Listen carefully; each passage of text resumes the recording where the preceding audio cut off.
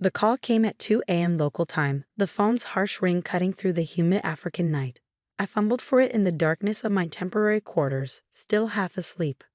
"Emma, you need to hear this." My sister Rachel's voice dripped with smug satisfaction. "I solved our little property dispute. I sold the house." I sat up slowly, suddenly wide awake. "You did what?" "Oh, don't act so surprised," she said with a laugh. "That house has been sitting empty for months while you're off playing humanitarian. Someone needed to do something about it. My name is Emma Chin, and I'm a trauma surgeon volunteering with Doctors Without Borders in Uganda. The house Rachel was talking about wasn't just any property, it was our family home, left to us jointly by our parents. The same house she'd been trying to force me to sell for the past year." "Rachel," I said carefully, keeping my voice steady despite the anger building in my chest, "you can't sell the house without my signature. I'm co-owner." Her laugh echoed through the phone. "Actually, I can. Remember that power of attorney you signed before you left? The one for emergencies? Well, I used it. The sale closed yesterday. $800,000 cash." My heart stopped. The power of attorney. I'd signed it thinking Rachel might need to handle medical decisions for me while I was abroad. I never imagined she'd use it to sell our childhood home. "The house is worth at least $3 million, I said, my mind racing. "Why would you sell it for a quarter of its value?" "The market's terrible right now," she replied dismissively. "Besides, I needed quick cash. David's investment opportunity won't wait forever." David. Of course, my sister's husband of 2 years, the financial genius who had already burned through their savings with his get-rich-quick schemes. "You know what?" Rachel continued, her voice sharp. "You don't get to complain. You abandoned everything to play doctor in Africa. Someone had to deal with reality back home." I closed my eyes, thinking about what was hidden inside that house. Something Rachel knew nothing about, something that would make her quick cash sale look like the disaster it truly was. "Who bought it?" I asked, trying to sound defeated. "Some development company. They're demolishing it next week to build condos." She paused, probably waiting for me to break down or beg.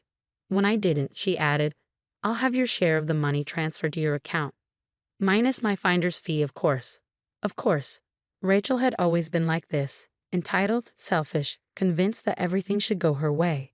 Our parents' death 2 years ago had only made it worse. "When's the demolition scheduled?" I asked, already pulling up flight options on my laptop. "Next Thursday." "Why?" "Planning to fly home and stop it?" She laughed again. "Don't bother. The sale's done, Emma. You can't change it."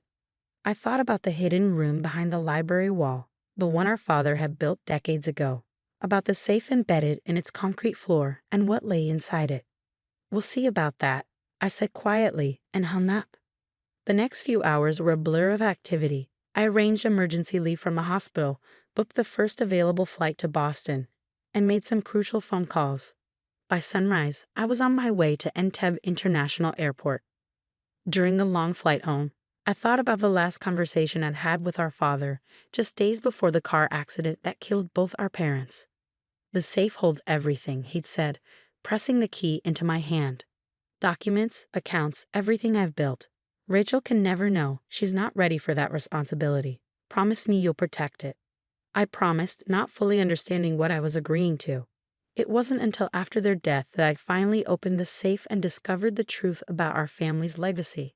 The papers inside revealed that our father, the quiet librarian everyone knew, had been living a double life.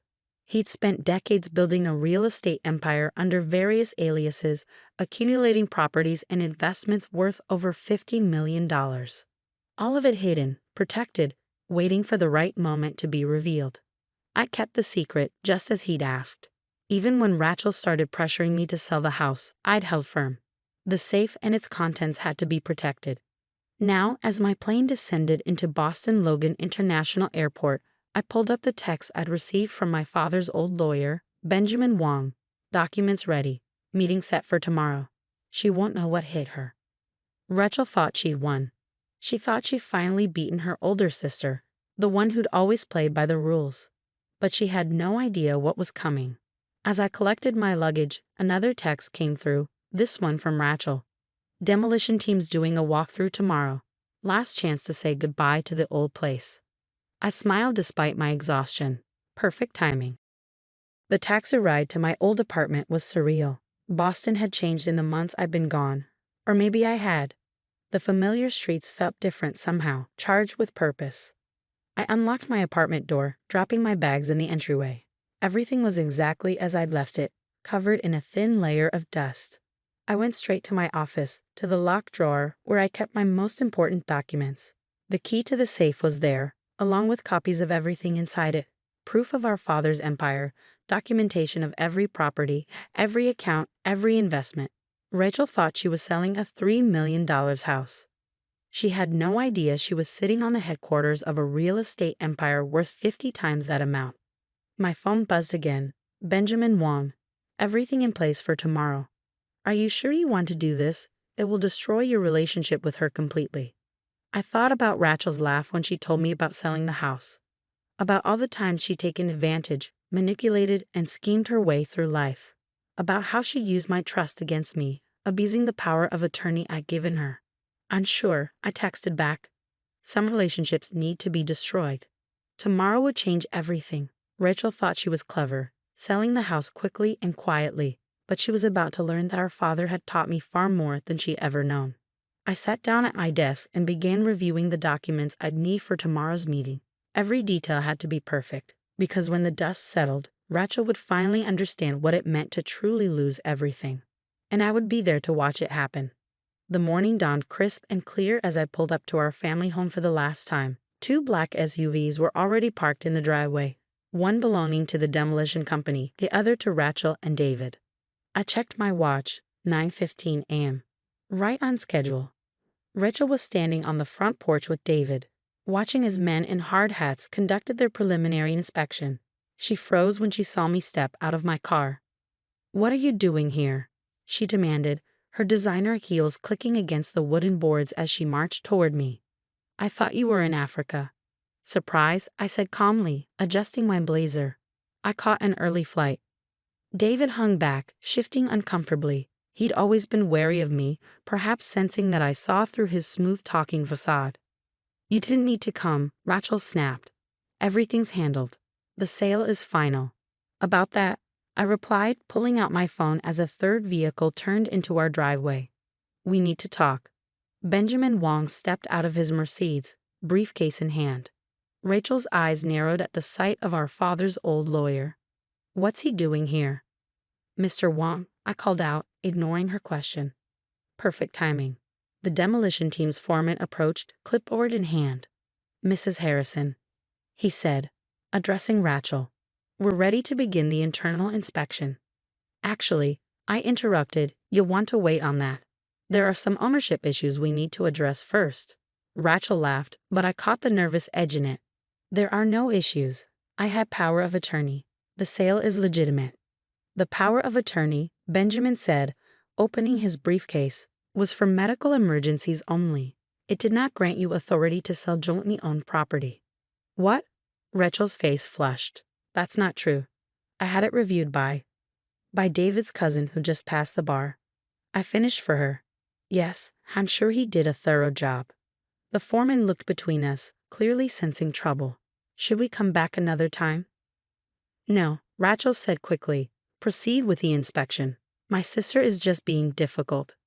"Actually," Benjamin interjected, pulling out a document, "I have a court order preventing any demolition or alteration of this property pending investigation of fraudulent sale." Rachel's confidence finally cracked. "Fraudulent? I had every right to sell a $3 million property for $800,000 without consulting your co-owner." I asked quietly, "To use a medical power of attorney for a real estate transaction, to facilitate what appears to be deliberate property value manipulation?" David stepped forward, his salesman smile in place. "Look, Henma, if you're unhappy with the price, maybe we can." "This isn't about the price," I cut him off. "This is about what's inside the house." Rachel rolled her eyes, but I caught the flicker of uncertainty in her expression. "Inside, it's empty. We cleared everything out months ago." I turned to Benjamin. "Should we show them?" He nodded, pulling out another document. "Ms. Chen, would you like to do the honors?" I led the group into the house, through the familiar hallways to the library. Rachel's heels echoed on the hardwood floors, her nervous energy palpable. "What is this about, Emma?" she demanded. "If you're trying to stop the sale." "It's too late for that," I said, stopping in front of the bookshelf that had always been our father's favorite. "The sale was void the moment you signed the papers. But that's not why I'm here." I reached for the hidden latch behind Shakespeare's complete works, the one our father had shown me years ago. With a soft click, the entire bookshelf swung forward, revealing the hidden room behind it. Rachel gasped. David swore under his breath.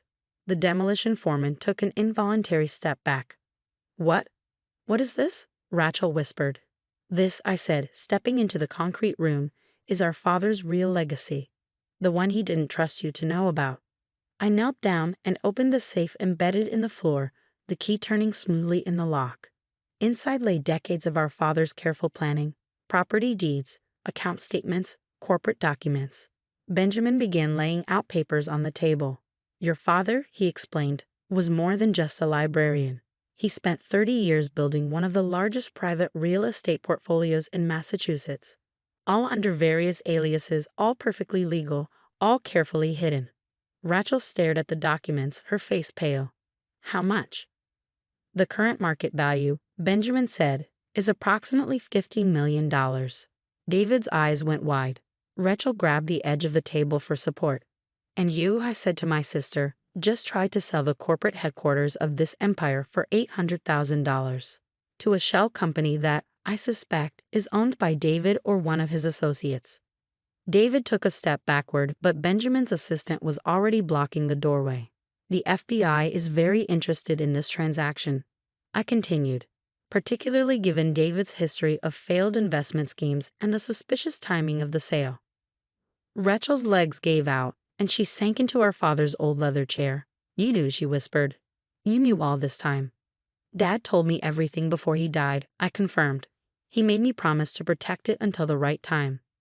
"And you didn't tell me?" Her voice cracked. "Your own sister." I looked at her, really looked at her. The designer clothes, the perfect makeup, the entitled attitude that had defined her entire life. "Dad knew you weren't ready," I said softly. "And he was right. The first chance you got, you tried to sell his life's work for pennies on the dollar." Benjamin cleared his throat. "The FBI agents are waiting outside.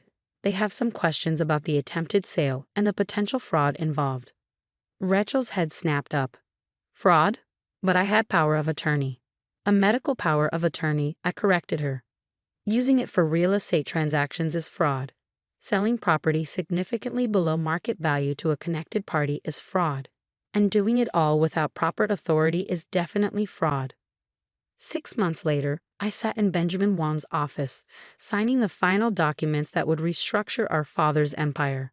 Rachel and David were both facing federal fraud charges, their assets frozen pending investigation. "Everything's in order," Benjamin said, sliding the papers into his briefcase. "The foundation is established, and the scholarship fund will launch next month." I nodded, thinking about how our father would have approved. The bulk of his fortune would now fund educational opportunities for underprivileged students, turning his secret empire into a force for good. "Have you heard from Rachel?" he asked carefully. "Not since the indictment," I replied. "She tried calling a few times in the beginning, alternating between threats and tearful pleas for help. But after I testified about her fraudulent use of the power of attorney, she finally understood that there was no going back. The house still stood, though I'd had it completely renovated. The hidden room was now a secure office, its existence properly documented.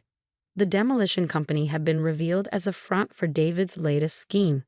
He planned to flip the property for its true value once the fraudulent sale went through. My phone buzzed. A message from the hospital in Uganda. "When are you coming back? We miss our best surgeon." I smiled, thinking about how different my life was from what Rachel had imagined. She'd always seen my volunteer work as running away from real life. She never understood that I'd chosen that path precisely because I could, because our father had secretly ensured we'd never want for anything. "The FBI finished their asset trace," Benjamin said, pulling up some documents on his computer. "It seems David had set up quite an elaborate network of shell companies. He was planning to use your father's house as collateral for some substantial loans." "Let me guess," I said dryly. "More investment opportunities." Benjamin nodded. Rachel claimed she didn't know the full extent of his plans. She knew enough, I replied. The evidence had been clear: emails, phone records, bank transfers showing she was fully aware of the scheme to defraud me. Standing at the window of Benjamin's office, I looked out over the Boston skyline. Somewhere out there, Rachel was preparing for her court date, probably still believing she was somehow the victim in all this. Your father would be proud, Benjamin said quietly. Not just of how you protected his legacy, but of what you're doing with it. The Scholarship Foundation had already selected its first recipients, bright, ambitious students who reminded me of our father.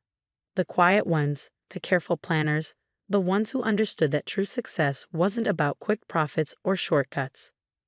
My phone buzzed again, this time an email from the real estate management company. The first round of renovations on our father's properties was complete.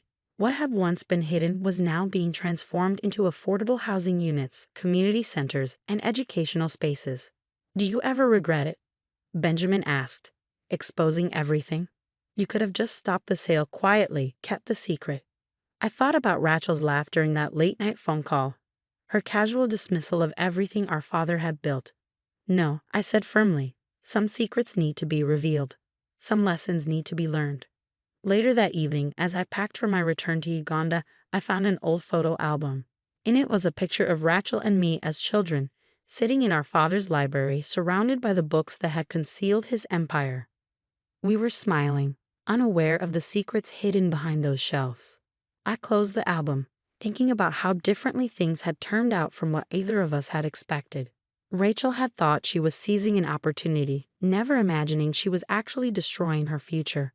I had become the keeper of our father's legacy, not just protecting his wealth but transforming it into something meaningful. The next morning, as my plane took off for Uganda, I received one final text from Benjamin. Guilty plea entered. Rachel took a deal, 3 years with restitution. I turned off my phone, watching Boston disappear beneath the clouds. 3 years was nothing compared to the lifetime of trust she'd broken. But maybe, just maybe, it would be enough time for her to understand what our father had known all along. That true wealth isn't just about money, and true success isn't built on shortcuts and schemes. As for me, I had patience waiting, lives to save, and a legacy to fulfill. Rachel had tried to sell our father's house for a quick profit, never knowing she was sitting on an empire. But in the end, the house had kept its secrets until the right moment, just as our father had planned. Sometimes, I thought as the plane headed east, the best revenge isn't about destroying someone else's dreams. Sometimes, it's about fulfilling your own and letting them watch from the sidelines as you build something greater than they could have imagined. The house still stands in Boston, its secrets now transformed into opportunities for others. And somewhere in Uganda, there's a hospital where a surgeon works to save lives, carrying on a different kind of legacy, one that can't be measured in dollars or deeds, but in the lives touched and the changes made. That's the thing about legacy, after all. It's not just about what you leave behind. It's about what you choose to build with what you've been given. And I chose to build something worth more than all the quick profits Rachel had ever dreamed of. That's a revenge that would have made our father proud.